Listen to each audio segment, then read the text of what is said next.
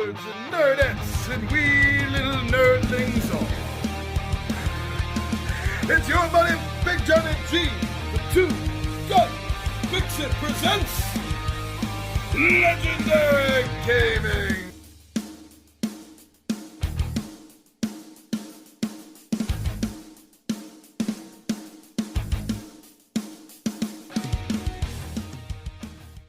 Welcome back, my friends. Thank you very much for joining me here this Tuesday, or whatever day of the week it is that you're watching this. But this is our regular Tuesday episode. Tabletop Takeout Tuesday is a dedicated series where I like to talk about the reasons, the bullet points, the finer reasons why I like, loved, simply enjoyed a game. Why does it keep hitting my table?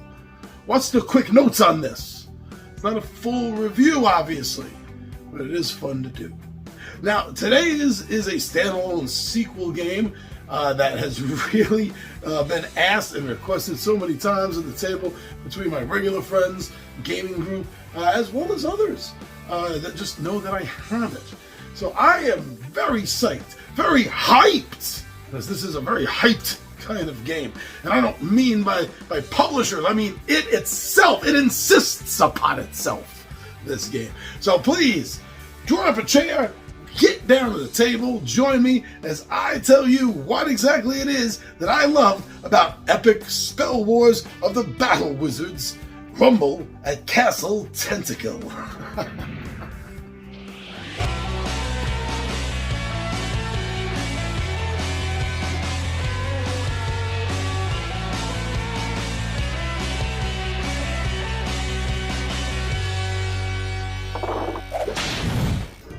Epic Spell Wars of the Battle Wizards, Rumble at Castle Tentakill. This is the second game in the series, and it's a standalone expansion, as I believe all of them are in the Epic Spell series. Yeah. And these games are very, very tongue-in-cheek intense. I gotta say that.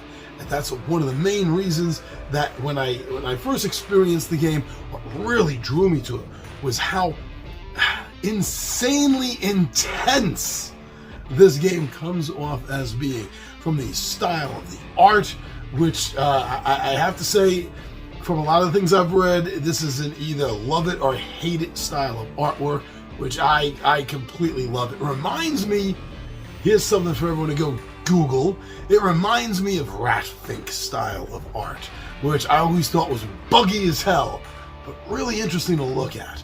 And that's what I find with this. Buggy as hell and really interesting to look at art. But the art, buggy or not, is thematically perfect for what this game is.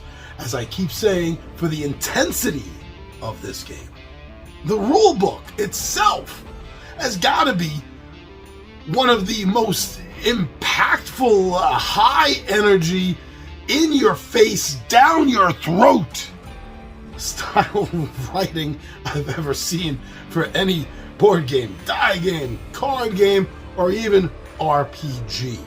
And I've said this phrase before, but it has never been more accurate than right now when I say that the way this rulebook is written grabs you by the throat. Oh, yeah, it does. But now, moving away from just the aesthetics of how it's written, and, well, aesthetics of how it looks, as well as how it is written. Moving a little bit beyond that, let me just talk about why I like the gameplay itself, because I think that's really more important now that I got the... I deal with the icing first, and then I'll deal with the cake. So the cake part of this that I think is really the combat system of casting a spell. It's a 3-part delivery system, and as long as you have just one part of a delivery system, you can use that for your spell casting for that gladiatorial moment. That's what these are. These are the most wild, off the wall, kind of disgusting, sexual innuendo, kind of gladiator wizards. Yeah, that's really what it kind of is. So with the delivery system in this game, you can put together a beginning, a middle, and an end to your spell, or you could just do one part of it if that's all you have, or you have some sort of tactic, some that your strategy that you're working. I don't know. But putting these spells together is absolutely insane. That's where a lot of the intensity I find of this game really comes from, is putting together these crazy spells as you have all these different effects that are happening. Well, up to 3, sometimes more. Sometimes more. There are some spells that'll stack another section onto itself, and that'll be an extra bang coming out of it. And it's insane. I have literally been killed before I've even gotten a turn in this game. Now, it's only happened once over the years. I admit that. It's not common. But yeah, I think it was a 4 or 5 player game, and I was last in the lineup, and by the time it got to me, I was dead. When I say last in the lineup, that's another interesting thing. The initiative system in this game is based on the cards that you use. And if you're using a full set of 3 cards, then it's usually the last card. Well, it's always the last card in the system that will tell you an initiative number.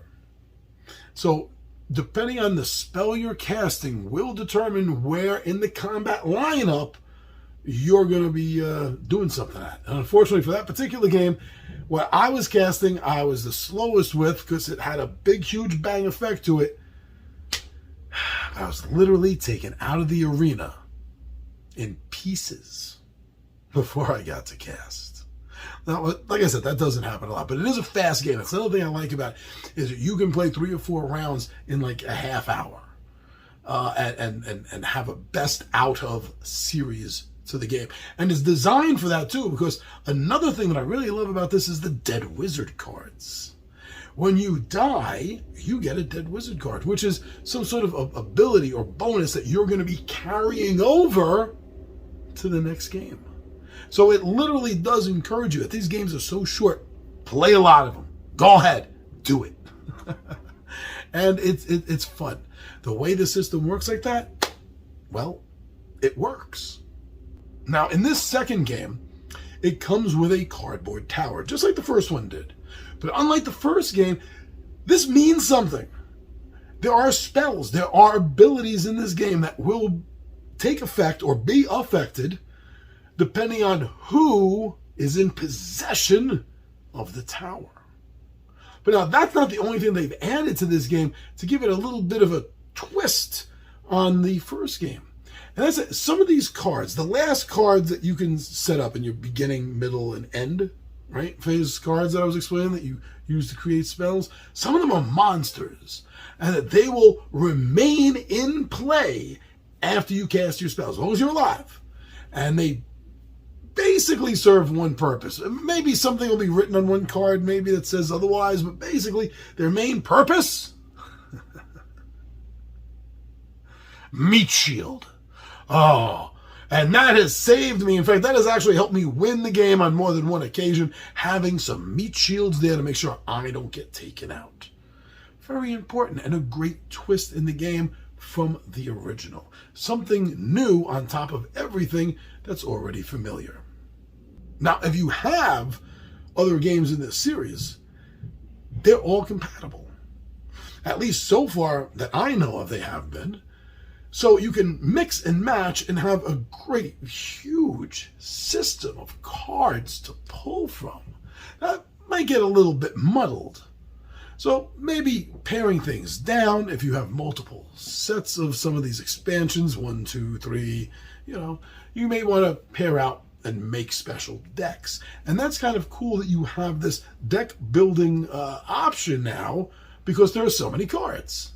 Now, I'm going to say one detraction that I have for this, which now I'm not all caught up with the 4. I think they're up to 4 in the series now. I'm not all caught up yet, so I could be wrong. Maybe they've changed this, but the one thing, that's 2, right? The one thing that I do wish was different about this is that it doesn't matter who you pick. It doesn't matter the wizard or wizardess or sorcerer or sorceress you pick, because none of them do anything different. None of them have any special abilities, powers, nothing. It's only there thematically for you. You want to do a little role play and have a little bit deeper fun, then it gives you something to role play off of. But as far as combat and the characters go, there's nothing different between playing one or the other. And I do wish that was different. But other than that one thing, there's nothing I can think of offhand that I would want to change about this. This game is fun as all hell. Maybe not for the younger players. I'll let you decide that yourself, what the cutoff age will be, because there are a lot of sexual innuendos and some really ultra-violent things that play out in these cards. So just be careful with them. But they're all tongue-in-cheek, and that's what makes them fun.